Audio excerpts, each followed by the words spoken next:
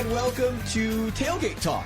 Ritter, Wags, Tasker, all together. Well, Wags at home remote today, but that's, the world we live in is, we've learned to be separate at times. Wags being the busy guy he is, between baseball and deer hunting, which we're going to talk a bit about deer hunting being opening day of bow season here in Wisconsin today and some of our goals of the upcoming season. Plus, going to go through a little bag dump. This is an idea that Tasker had a couple weeks ago, mentioned the things that we carry with us. So I actually have my bag in studio today, and I'm going to break down kind of what I carry with me, why. More so, I've got it set up for opening weekend here of what I'm going to carry early in the season when the weather's warm and in the 80s like we have now. Maybe we'll touch on some deer care again, which we could be a bit of a reminder with things. But to kick it off, what's been new since last week, Wags? Well, okay, so we got a little thing. Mr. Tasker stopped over at the old Wagner house the other day, and we learned how to actually use and put together. I've learned how to use the climber, and unfortunately for some, it's not going away for free. I really enjoyed it. I've done it one more time since Tasker has left. That's what I was going to ask.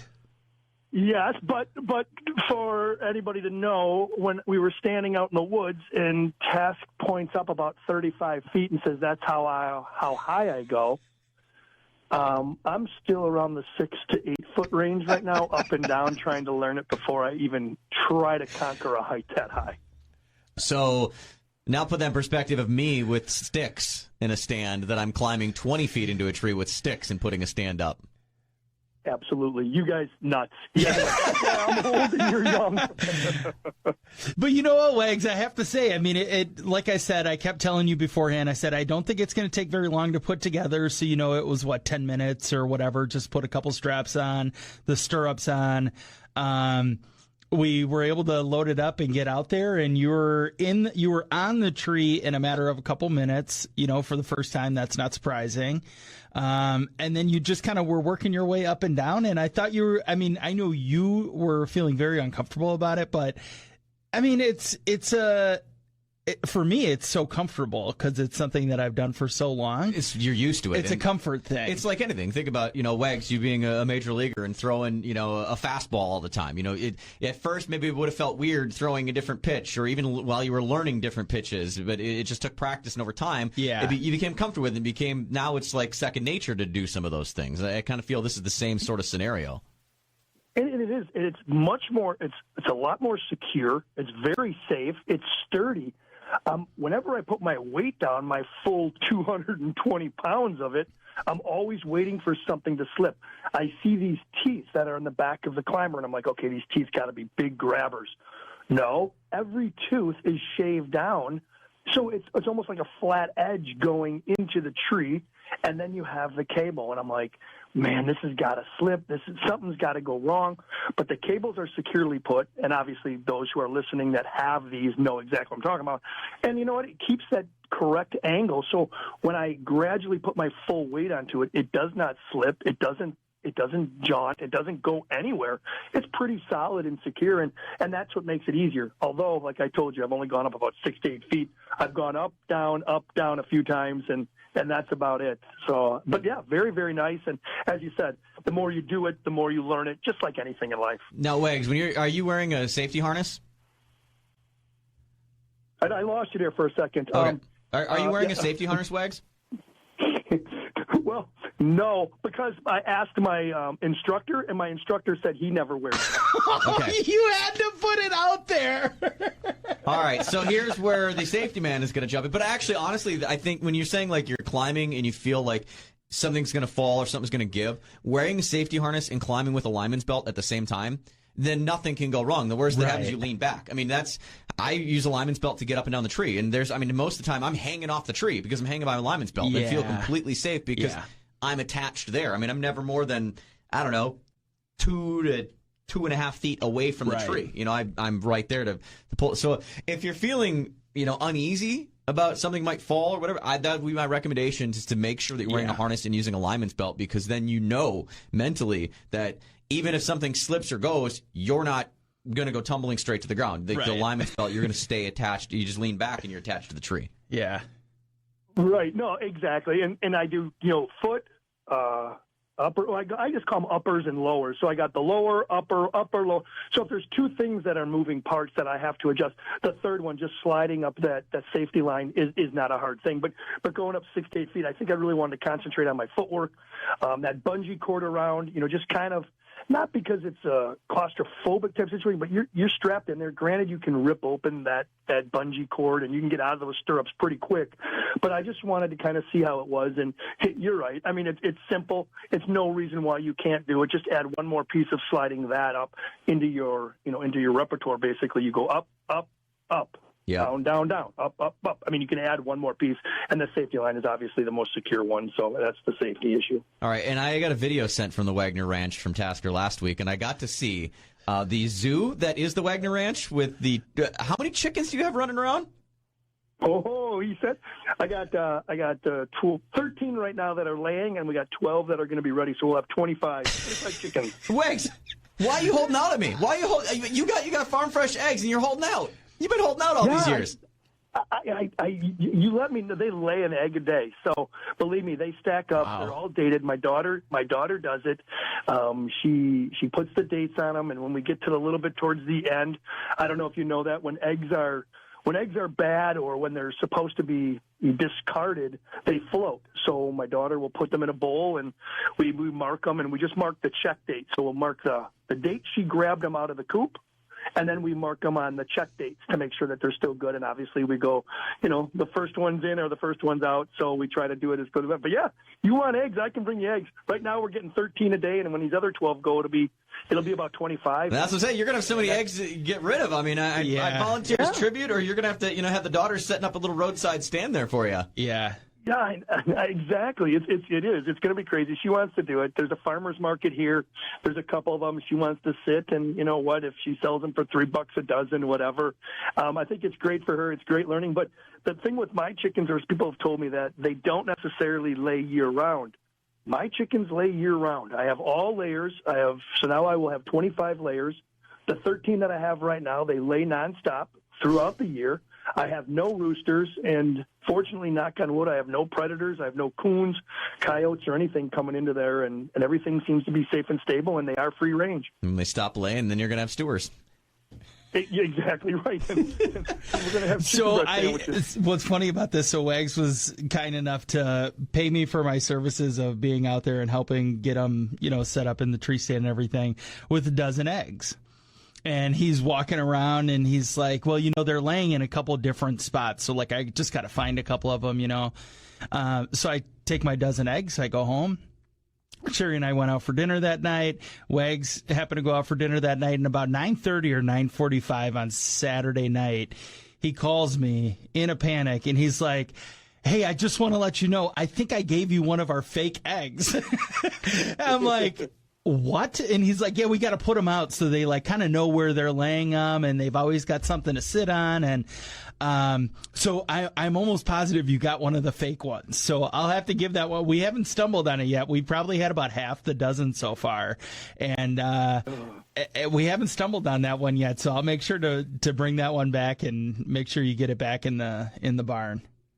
Yeah, now remember, we were at Alpine Retreat, so I did have a couple old fashions, and I thought for sure I got rid of the fake egg. So if you don't come across it, but like I did say, you don't wash them. And if somebody's listening or they know more than I do, they seem to last longer if you don't wash them, so we don't clean them. Yeah. When you take an egg out of the coop, we've always just left them in the cartons, and I guess the protective coating that comes with it when they lay their eggs are protective for, obviously, climate issues and stuff like that. Maybe it's got a dampened smell or an odor, sort of like when they say fawns can have an odorless feet to them where only bears can sniff them out. Sometimes I've heard that. But, yeah, so we keep the eggs dirty, so when you get a dozen eggs, you look at it and you go, Could you clean them up a little bit, Paul? No, that's exactly it. There's that exterior coating that protects some things. But so I suppose I don't have to ask the question what's new with you, Tasker, because we know that was a part of what was new, being instructor for Wagner. Yeah, which was actually a lot of fun. It's funny because at one point when we're getting up in the tree, Wags, we were talking about how it's a comfort thing, and Wags looks over at me and he's like, Jesus, look at you. You're just all over the place in that thing. You're like sitting on the side of it. And, cause we were only maybe, 8 feet apart in a tree. We happened to find trees that were nice and close together. I was sitting on the side, so instead of sitting parallel with it, I was sitting perpendicular with it on the armrest, basically watching Wags, making sure that he was doing everything right. He's like, Jesus, look at you. You're like just sitting on the side of it. And I'm like, well, yeah, I'm very, very comfortable in my tree stand. And so that was good. But what I really enjoyed about that was that I unpacked and loaded my tree stand onto the tree. I even said something to Wags before I went over there. I said, hey, I think I need to get another wing nut for one of the stirrups that go, hold the feet in place. Which I was glad I checked that, because I must have done that right after the season last year. And it was just good to go up and go down, unpack, pack, make sure I had everything on there. So I'm excited about that. I think we'll end up talking about this later, but I got 2 camera arms, like the flexible camera arms. So I have one for my GoPro, one for my cheap little video camera. So I got that all set up, and then just really been shooting every day, trying to get in some reps and making sure that everything's good. And one of the things I sent this, I told you about this week. I've got these BMPs, these ballistic match points. Those are the crazy field points that you would send picture to? Okay. And what I like about that is, because I switched to these G5 Mega Meats this year, they're actually, aerodynamically tested or ballistically tested to match the same flight pattern as what the broadheads are. Okay. And what's nice about that is you're not shooting an expandable into your target, right, and you're not shooting your actual arrows you're going to be using in the woods. You can replicate your flight with these, which I started doing that this week too. And I didn't notice any difference, but, I was within 20 yards, so it's not like it was long flight patterns or anything. So I'm actually going to run out and shoot another round or 2 and make sure that everything's good out at Buck Rub, and just make sure that, flights outside of, 25 yards, which, that 25 to 30 yards, 35 yards is probably going to be where we're shooting deer at.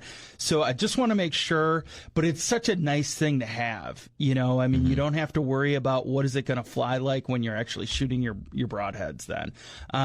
So that was nice. And then, just getting pumped up for the season, and here we are. I know, we're here. We're at season. You mentioned Buck Rub, by the way. Tailgate Talk brought to you by Buck Rub Outfitters, or buckrubarchery.com is where you look them up. You can go there.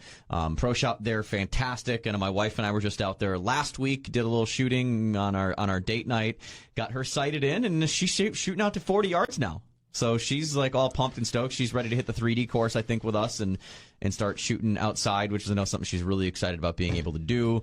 And, whether you're new to archery or you've been around it for a long time, you got an old bow laying around, you're thinking you want to get back into bow hunting, seriously, bring it in, go see them. They're going to get you set up with everything and can service, your current bows and stuff they have. Just the service. My wife says it all the time. She's like, they're the nicest people, and especially as a female, she's like, a place where you think you'd feel intimidated. She's like, I've never felt that. I've always felt welcome, and everyone's so nice. Kaz is giving it a hard time. We talked about it on this show, when she had taken a long break from not shooting, we started shooting again. And the first time, the dumb me that I didn't catch, she was doing everything right, except for some reason she wasn't looking through her peep. Sure. I don't know how I didn't catch it. It's like archery 101, but first thing Kaz says when he sees her, goes, so you looking through the peep this time? She's like, he's never going to forget. Never. I'm like, no, never. No, it's great. So go check them out again, buckrubarchery.com. We're going to actually have Kaz on the show next week. Yep. So we're going to get a chance to talk to him about, what it's like being in the archery industry as long as he has, and all the people he knows, and, the fact that he's a big part of, conservation and deer hunting in the state of Wisconsin, and sits on the board and heads all of these things with deer hunting. So it's going to be great to get some insight from that side of things, almost like kind of the political side of hunting, because we know that there's both sides. There's the actual hunting, and there's a lot of politics that go into setting seasons and limits and all these things. So that'll be really cool. But we'll take a quick break, circle back around. I've got some updates on a couple of things we talked about on the show here, including last week. We were mentioning Canada and waterfowl hunters not being able to allowed to bring birds back into the States. Well, this is a whole preventing of bird flu, and it wasn't even the Canadian government that put this rule in. This was the U.S. Department of Agriculture that said you can't do it. What was the argument that I brought up last week? These are migratory waterfowl. I can't shoot them, kill them in Canada, and bring them here to States, but that bird can then freely fly on its own from Canada into the United States. Didn't make sense. Well, apparently a lot of people have kind of said the same thing to the point that, oh, lo and behold, earlier this week, there's an update from the USDA. They now allow imported of harvested birds from Canada. So I guess you can't, trap a duck or a goose and bring it back. But as long as you dispatch of said duck, goose, or other fowl, then you're allowed. Before crossing the border. That rule, when it came up, I remember last week saying I just thought it was ridiculous. Can you imagine the flurry of emotions if you're on a week-long hunt up there and, 2 days in, you get this notification saying you can't bring them back. So you probably change your game plan, or you start, harvesting and having them for dinner or meals or whatever. Shore lunch has changed. We ain't eating walleyes anymore. Yeah, and then by the end of your trip, you're able to bring them home again. I mean, it's just, I don't know. God, I couldn't imagine. If your timing was exactly that, God, how terrible would that be? Yeah, not good. All right. Another story I wanted to touch on. This is actually something we covered a lot back in an episode, I think it was last March. The episode is titled, What Would Wags Do? Now, the news story has nothing to do with wags, but this is about that corner crossing situation that happened in Wyoming. Now, if you remember back to what was going on, there was a ranch owner that was throwing a fit because 4 Missouri hunters had used a ladder to cross over the airspace of his property. So if you're not familiar, and we talked about it on the show, a lot of the land out there it's all block. So you'll have a block that's private, right next to a block that's public, next to a block that's private. And it all kind of forms this big checkerboard pattern between public and private. And this is the way they split things up back in the railroad days, and this is just, how it is out there. So the problem becomes there's a lot of these pieces of public land that are landlocked by private, and the only way to get to them is over a corner. Well, legally, the way the laws are written, that it's not the land, even if you don't step on the actual land. This is why these guys thought they're smart to use a ladder, so they're stepping on public and the ladder's crossing over. They're saying that the airspace is their land as well. That was the argument. Well, back in, I think it was April, these 4 Missouri hunters were acquitted and said, no, they didn't do anything wrong. They actually didn't step on it and whatever. Well, now, the owner of Elk Mountain Ranch, which is this is the ranch that is right next to this that they crossed over, is claiming $7 million in damages because of these 4 Missouri hunters that crossed over his airspace. So the documents that were filed from his attorney basically say that the owner of the ranch is claiming between $3.1 and $7.5 million. Again, I mentioned these hunters never set foot on the ranch. They used the ladder to cross, okay? Why the damages? Why claiming now $7.75 million in damages? Well, they're saying that now that it's okay, or these people were allowed to corner cross, it's now devalued the property of his ranch by 10 to 25%. Then they say that a decision to legalize corner crossing could devalue the ranch in total by the fact that it's no longer a closed property and it's open to public crossing. So he is basically saying that him not having private access to this other parcel that these public land hunters were. Him having exclusive access on his property to this public land is now devaluing his property by 25%. Because he's basically using the public land as part of his property, and now that land is open to others, now that's devalued his ranch. Okay. I was thinking that it was going to be, because my question that I would ask in response to that is, how many elk or mule deer or whatever these guys were out hunting, how many would you have to kill in order to qualify for $7 million in damages? Even if you extrapolate that out over 30 years of reproduction, that's an expensive harvest. Remember, the number that they're coming up with is based on the value of his property. Right. So you're taking the total value of whatever his property was, estimated at, and that's where they're doing the 10 to 25%. So the 25. So think about the value of his property. If 25% of it is $7.75 million, start to the math real quick. So it's $30 million. Right. More than that. Well, let's say this then. What if they come back and just say, okay, now the public land will be sold that you are using to extend your property. Now the public land is up for auction and it will be sold. So I mean, I get it. I know what he's saying. He's got a free reserve. You see that all the time up north when people buy hunting land and parcels that butt up to national forests or stuff like that. Not that they're not accessible to the public. They are. But in this situation, obviously they aren't. But again, he's getting free acreage. He's getting free hunting access. So I'm assuming he's looking for a buyout. He's looking for a governmental easement, someone to pay him for his troubles. I'm assuming because he's not going to sell his property. He's suing these 4 hunters for that, saying that by them corner crossing, suing the 4 hunters. Yeah, he's suing the 4 hunters. That's ridiculous. Oh, I thought he was coming after the governmental issue that said that the 4 hunters were legal in their crossing. No. Oh, So he's suing 4 hunters. Well, then that's. They've caused devaluing of this. This is a civil suit. Caused devaluing of his property. It's all about money all the time. It's always about that. Yeah. I feel terrible when I say it because I feel like I'm speaking out of turn. I am not a landowner. I'm not a landowner from out west. I don't really have a leg to stand on or really know exactly what I'm talking about. I'm just a guy in the Midwest that's spouting my mouth off of opinions. But I feel like anyone that has 2 brain cells can realize that, like, all of this stuff always comes back to money. And like you've just said, he has a property that butts up against the the public land. And he's utilizing the public land as his private land, essentially, because he thinks that no one can have access to it. And now he's mad that someone else was allowed to go on it. And it's taking my ball and going home, or you're going to pay me because it's all about my...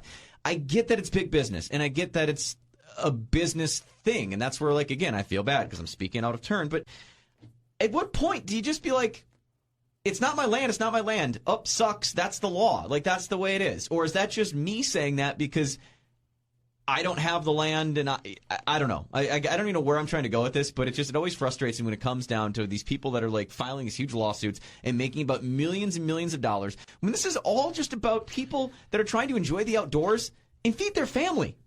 I feel like that's such a hard, knowing that it is against these 4 individual hunters, that's a very aggressive lawsuit. Well, it's because he was mad that in the original lawsuit, or the original, suit when he pressed charges that they corner crossed, that they stepped on his property, that got tossed out. So now he's mad. Now I got to sue somebody. I got to make my money. So they have no merit then to stand their case on. That's exactly what they're saying. Is the precedent, I think, is set once it becomes that it's okay to do the corner cross. Like they've already said back in April that it was that they weren't illegal. Right. There's no foot to stand on for this lawsuit. It's going to get tossed out too. Yeah. Well, no, that public parcel isn't surrounded by private land. There's other access to it. This on the corner, just an easier way. Yeah, on the corner is the only access to it. As I mentioned, it's that grid pattern. Think of like your checker or your chessboard. Imagine all of the red squares are private land and the black squares are the public. They're technically all 4 sides are surrounded by private land on that piece of free public.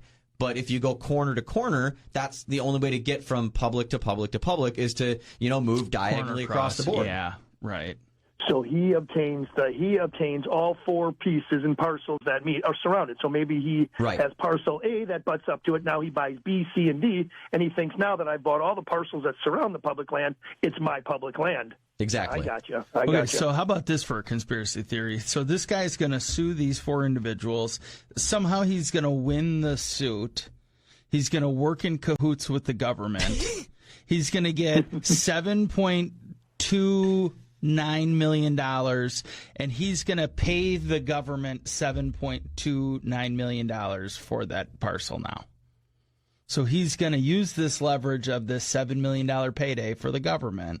You should start a podcast or some sort of YouTube channel. Okay, well, I'm going to just mark this down. We've got record of it. That when it sells for $7.298 million. Start a TikTok conspiracy. That will go viral for you. I could. I did hear about one other story. So in Colorado, where we go and hunt, there's a public area where a lot of people are walking their dogs and doing a lot of that.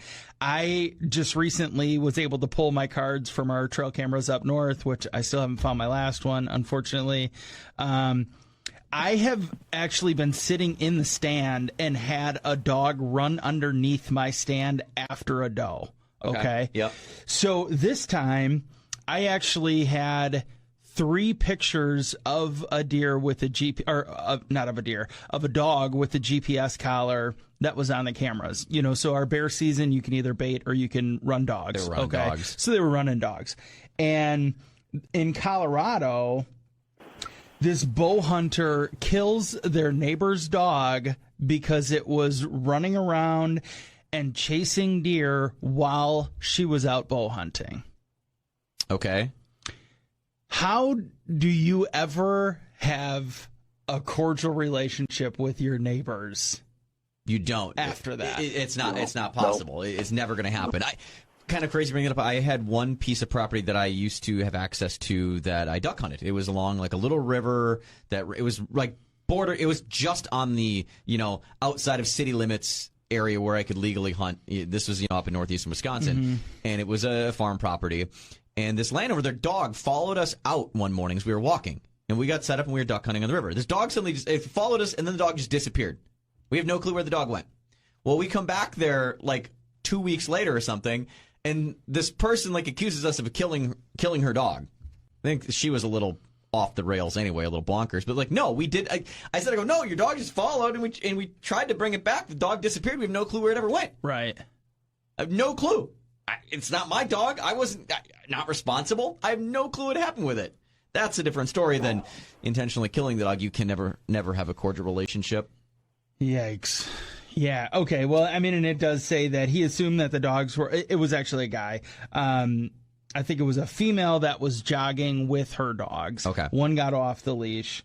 Do they look like coyotes? Otherwise, I'm it sorry. Doesn't really say. It just says assume that the dogs were loose and out of control because he didn't recognize them or see a person with them. Yeah, I don't care. I'm not killing any dog. Period. So I don't care what. He was hunting on his family property. So it sounds like he wasn't the actual resident. It was family property. Yeah. So it could just be neighbor dogs that he was not familiar with. But either way, what are you shooting a dog for? Yeah, I'm not shooting dogs. I'm not even going to shoot coyotes. And I know that most people are like, I'm going to shoot all of them. I'm going to shoot a coyote if I see one. You're not shooting coyotes. I'll shoot them, Wags. Don't worry. Okay. Okay, me. I just don't know if I can tell Sherry about it because they look so similar to our dog. That's why. Okay, I love dogs for one, too, and you guys know my theory on everything when it comes to nature and the outdoors. I am not going to kill something unless I intend to fully honor that thing's losing its life and utilizing it in a way to feed myself, to take, you know what I mean? So if I'm not going to eat it, I'm not going to kill it. That's why I won't kill a coyote. Simply. I get the damage they do and I get the problems they can be, but one, it's a dog. It looks like a dog. And two, if I'm not going to eat it, I'm not going to kill it. So that's my reasoning. Yeah. When I first started doing the 3D leagues, Sherry made it very clear to me that I was not allowed to shoot foxes or coyotes at 3D League. I'm like, well, I'm not going to take a 0 on this. Yeah. So, right, we're running along here, but I want to quick get before we wrap up with you, Wags, and send you on your way here. I just want to kind of quickly touch on, as archery season's officially here, some goals. Is there any goals specifically you have for this archery season? Well, it's kind of funny that we bring that up right now because when Tasker was over here, we were kind of contemplating how our harvest plan was going to take place this year. Obviously, you always want the big buck on your wall, and I want the trophy, and I want to see pictures, and I want to hunt a specific deer. Though I don't name them, I always want to get a big one, and I'd like to do it. But I think you put it into perspective for me that I think we're going to harvest. I think my plan this year is to early season harvest a bunch of does, take them in quickly.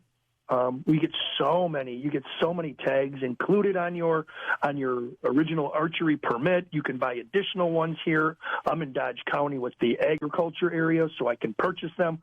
I think that's what my plan is going to be. This year I'm going to go early season doe, take them to the processor, and like Task said, he said then that way we can take them into either whatever facility we use or whichever one is of our preference, and we can get back the meat, the beef sticks, and the hot sticks before gun season starts.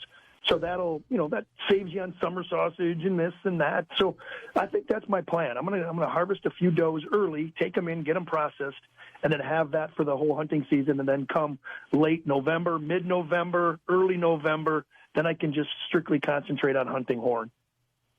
Tasker? Yeah. So I have 2 goals for this year. One, I would like to film a hunt where I am actually successful.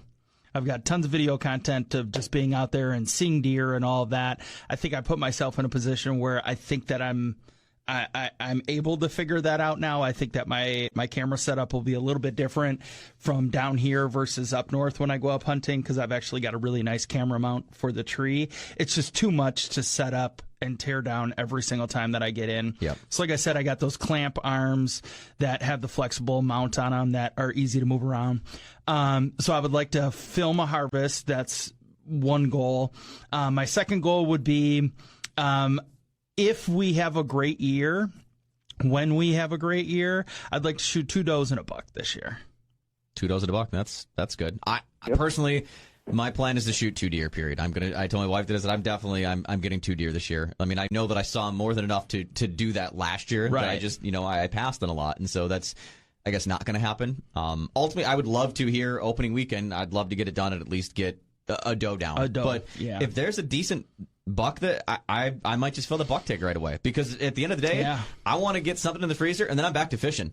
Yeah, because as we all know, boy, you can see a buck and not see a buck ever again that season. So leave me last year, when I had my chance. If you get a chance, and that's kind of where I'm at too. It's like, I mean, I know that we've got a number of 6s and 8s and a couple really nice 8s up north.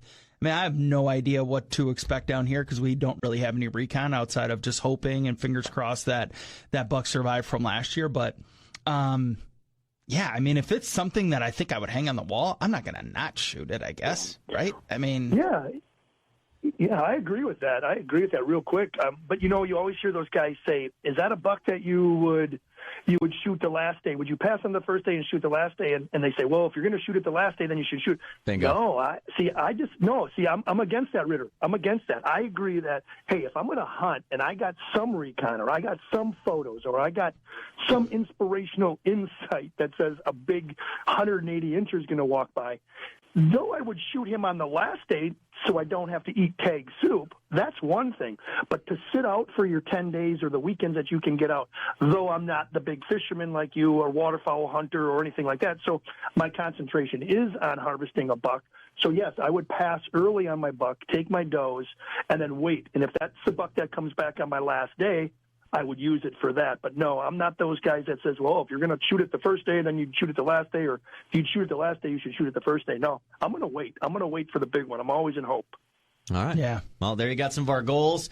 We'll let you go there, Wags. We're going to circle back around here. I've got my pack with me. I'm going to do kind of a little gear unpacking for mobile, what I bring. Tasker wanted to see it, and I think this could help others, especially early in the season, of what to bring and specifically why I bring things the way that I do. So you can check out pictures and more. It's going to be up on our socials On the Tailgate, and we'll catch up next week, okay, Wags?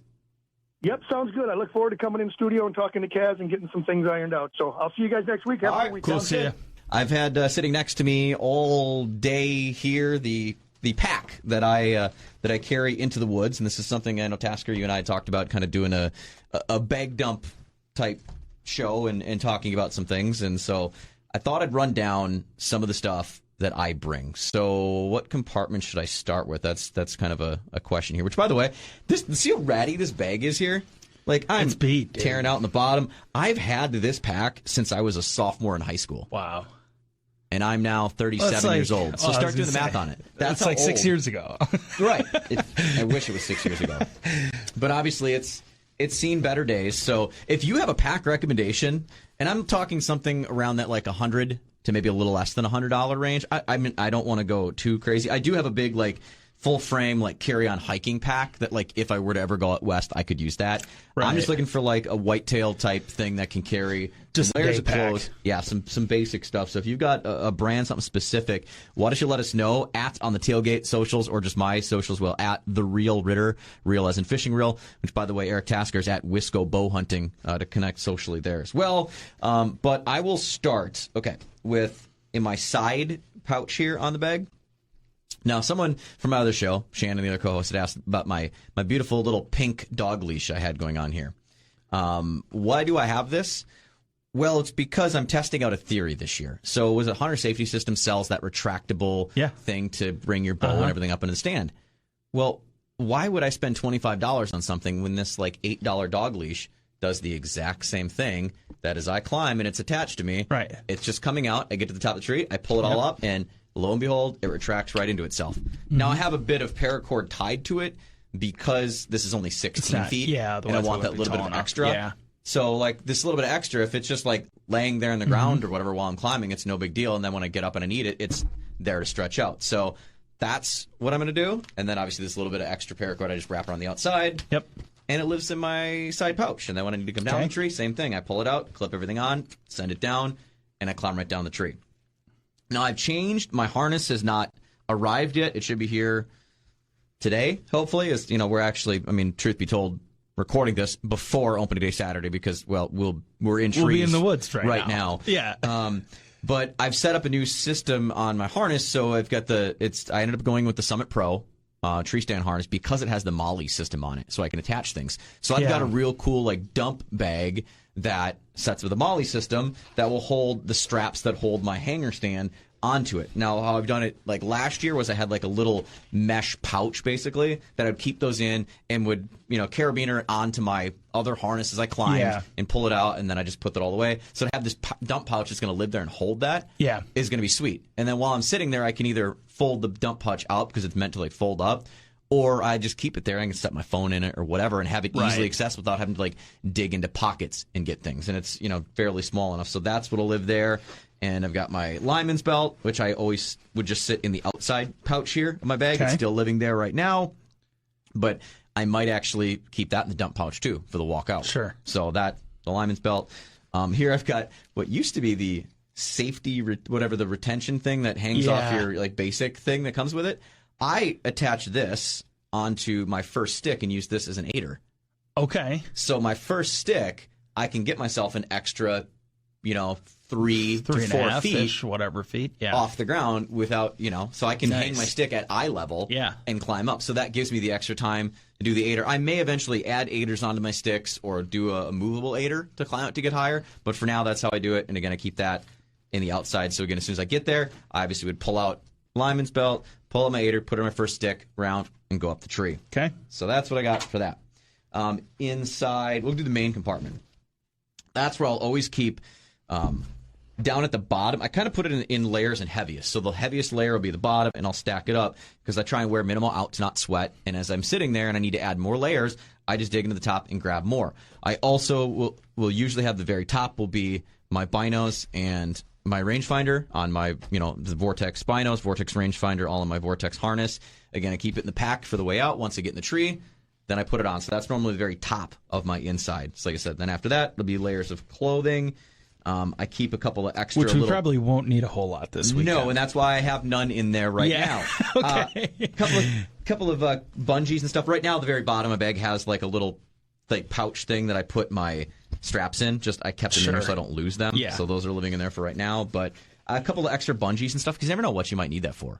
Sitting down on the bottom of my pack. So that's what I keep there in my main compartment. Coffee, I usually have like a small little thermos too that I kind of set that around the side and the inside to keep a little coffee out there. The outside, this pocket. Now, this is where I keep hand warmers. I try and keep the most accessible stuff that I might need in this outside pouch.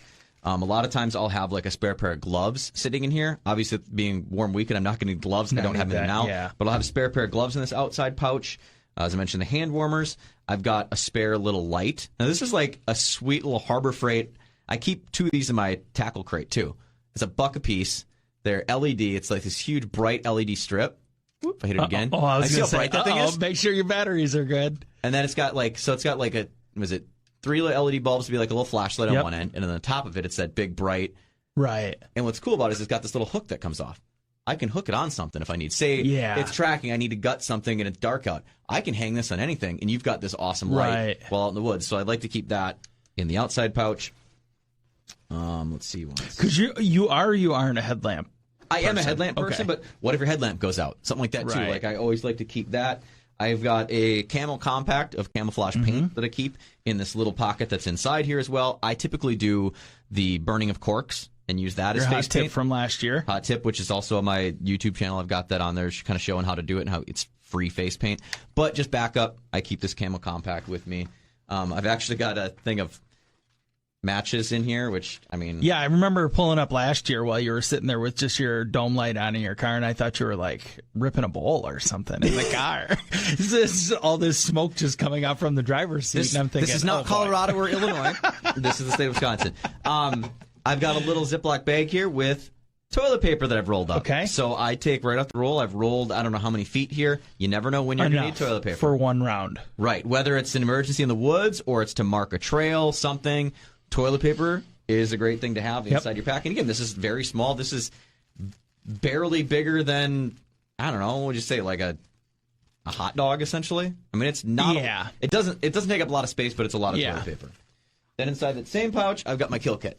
So my kill kit is this sweet little makeup bag that I took from my wife. I don't care. I'm shameless. It gets the job done. Yeah. Why buy something when it's free? So inside here is where I'll keep my licenses. I've got wet wipes, and again, another little plastic bag, so diaper wipes I keep in there. I've got a couple different pairs of rubber gloves, like little latex gloves. Never know. Keep a little hand sanitizer. Okay. Want to wash up and clean some stuff off. I keep a little pocket knife, which I know some people don't want to gut with a pocket knife. I'm totally fine with using a pocket knife. I don't need like a full-on gutting knife. This one I can get into the places I need to. And then I keep zip ties in here. You might go, why zip ties? Well, first off, you might never know when you zip ties, but in the kill situation, when it comes to taking out the anus, to me that's the best way is you cut the anus, kind of pull it out, zip tie it, so then when you come around the other side and you pull everything in, it's all zip tied, and nothing's going to come out of it, so you're not going to have bad stuff spilling into the carcass. Yeah. The anus itself is zip tied down. down. I knew I was going to learn something from you. We just haven't had a chance to gut a deer yet together. So it's, I love that. Yeah, do the that's circle a good around, idea. Yeah. Pull outwards on it, zip tie it, and then it's all sealed. And then you can just pull everything straight through. So that's what I keep. That's a walkthrough of the whole bag. It's pretty simple, again, for like being opening weekend. It's super minimal. There'd obviously be more clothes in it. And then I just take all of this, and it attaches right onto my stand. My sticks go on the outside of this, and I'm in and out of the woods, free to go. No, that's good. So I was kind of going through and thinking about that too for mine. What I would have differently from yours. And I think, early season is much different than late season because, of course, we're going to have layers of clothes. And like I almost never walk out with gloves if it's negative 10 degrees or if it's 85 degrees, just because otherwise then your hands are super sweaty. Yep. And then your gloves will be wet for the day. So otherwise you got to bring extra gloves. But my skull cap also will normally be the top thing in my top compartment, even above my binos. So so that'll usually lay on top because I like to wear like this hat I'm wearing today out with me. I like to wear just my regular like trucker cap. So again, it breathes whatever the whole way out. Right. That just gets stuffed back into the bag and I put the skull cap on when I'm out in the woods. Yeah. Okay. All right. So you just hold it all day. You don't pee all day. You know what? I've never done a full day hunt to have to do that. Okay. And I mean, you've traveled to Canada with me. You know that I'm basically a camel. Yes. So I mean, I can go. Well, I think you were part of the reason that Lake of the Woods was so high because that one time was like 10 minutes. I swear it was. It was just comedic forever. Austin Powers style. Yes, it was. Yeah. No. Okay, so I always bring a bottle with like a 1 gallon, like a milk jug or whatever. Okay. So I always bring that with just in case. I always have 4 hooks with me, just so that I can hang my pack and I can, hang my bow and all of that stuff. So I have 2 cameras and 2 mounts. Okay. Which, that'll be a little bit different for me this year. My knife, my tags. You have a backup battery. I always have a backup headlamp in mine because I got a new headlamp for Christmas last year that I absolutely love. But I have my old one that is still functional. It's just not as bright and it's not as, I don't know, it's just not as nice. Yeah. So I always keep my old one in my pack just for whatever reason. If my dad needs it or if you were to forget it or whatever, I always keep that stuff with. We have this like running joke between the two of us that I've forgotten my release a couple times. Yeah. So I have a second release in my bag that I keep in there at all times. I do have one. I forgot one other compartment. I have the bottom compartment. I have it on the outside here. I unzip a bottom compartment. Okay. That During like really the cold season, I might keep a puffy vest down there. So again, it's the quickest, easiest to access. But this weekend, I've got the most useful accessory for early whitetail hunting, the Thermacell. And I have got a little sack here that is full of pads and cartridges, and again, some more smaller bungee straps, so I can strap this right either to the tree or right to a place on my stand. Yeah. This thing is, until, temps start dipping down into the, 40s, 30s, Thermacell, the greatest thing you can have while hunting. Yeah. I got to actually make note of that, because I was looking at mine the other day. I got to make sure that I've got cartridges. If you need them, pads. I've got enough to get you through, what the first day together. So. Yeah, perfect. What else do we have? So backup release. I'm not as concerned about some of the, I don't know if you've ever seen these products where it's like calming sticks or calming scent. Yeah, no, I don't. You know me, I don't bother with any scent. My cover scent is I've got my clothes in a tub in the back of my vehicle. Pine needles that I've just clipped off. I had to do some trimming on the cedars at my house. Yeah. So it's full of cedar down. And throughout the season, I'll occasionally grab some pine boughs and fill it in. That's my scent. That's all I do. Yeah. So I have some stuff, this Evercalm stuff. It's super expensive. I don't know if it honestly works or not. It just was a part of a pack that I bought. So I usually bring that with, but I'm not necessarily as concerned about that. Just like you, a cold and a warm hat, I usually wear something out. And then, you know what, I didn't look at the weather before we started chatting about it, but I don't know if it's going to be like 50 something in the morning, or is it going to be warm all morning on Saturday? You know what, I didn't even look. I can look at that, but I beve it's going to be around 60. Okay, so that's not bad. So it's not like we're going to really cool off before it starts to warm up. So I always have two hats for that. A really thin pair of gloves, like not fleece gloves, but just like a really thin camouflage pair of gloves, like the cheap, ones that you can buy wherever for like $2. 65 you got for 65. Oh, so that we won't need a secondary hat. Toe straps or dragging straps. I have two that I bring with just all the time, just in case. You never know. My hoist rope. So where you have your dog leash, what I found last year that I really liked is because I swear it was every single time I would go into the woods or come out of the woods, I would always have a problem with my cords being tangled up. So what I did is it's hard to explain, but sometimes when you buy longer strands of rope at Home Depot, they come on this kind of rectangular or almost square with teeth on the end. Yep. That you can undo it that way. So you just leave the bail open, essentially leave the bail open when you're going up, and you never have more than what you need extended, and then you can just easily wind that back up and pull your bow up or pull your pack up or whatever it might be. So that is what I love, and I have not had an issue with it since then. So I'm thrilled about that. I love having those. They're a little bulky, but I don't know. I mean, it's not like I have that much stuff in there. Usually the worst days for me getting in and out of the woods is the very first time that we go up north, because I'll have extra stuff like my big camera mount and some of the other things. So this actually, that is such a small add-on thing to put in my bag. It's just a breeze to do it that way. Bino and rangefinder harness. One thing that I was thinking about, I can't believe how long my rangefinder battery has lasted. It always says that it's full power, but for some reason, I feel like at some point I'm going to get into a situation where it's going to just go from full battery life to dead, and I'm not going to have a backup battery. So I'm actually going to buy an extra battery and just put it in the Ziploc, or not the Ziploc, but the zippered pouch of my Bino harness. Smart idea. I always have it. Toilet paper, gotta always have that, even if it's just a little bit, you never know, for a variety of reasons.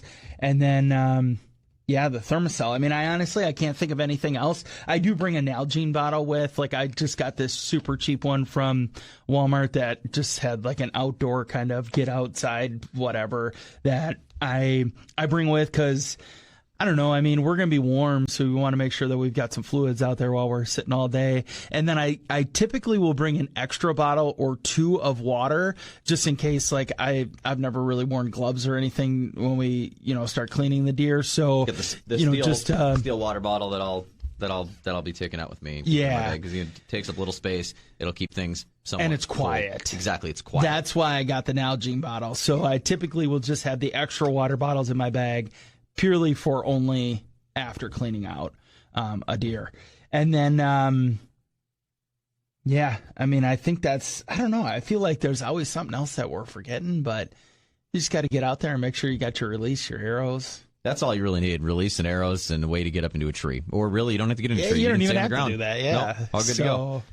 So there's our bag dumps. Again, you want to check out some photos of some of the stuff. It's up on socials On the Tailgate. I'm The Real Ritter. Wisco Bow Hunting is Eric Tasker. We're going to wrap it up this week. We're kind of running long on things, but it's a fun, exciting time getting into archery season, and then before you know it, gun deer season is going to be here throughout the Midwest. Thanksgiving's going to be here. We're going to be getting towards ice fishing, which we're going to have our good buddy John Resnack, one of the clam pros, coming to join us in a couple of weeks to talk about some of the new products, ice fishing, and getting you ready for that stuff, as we mentioned. Next week, Kaz from Buck Rub Outfitters going to join us on the show, so we'll talk a lot of deer hunting. Again, coming up next week on the show, and you can find it right here. Until then, we'll catch you on the next one, and this is Tailgate Talk.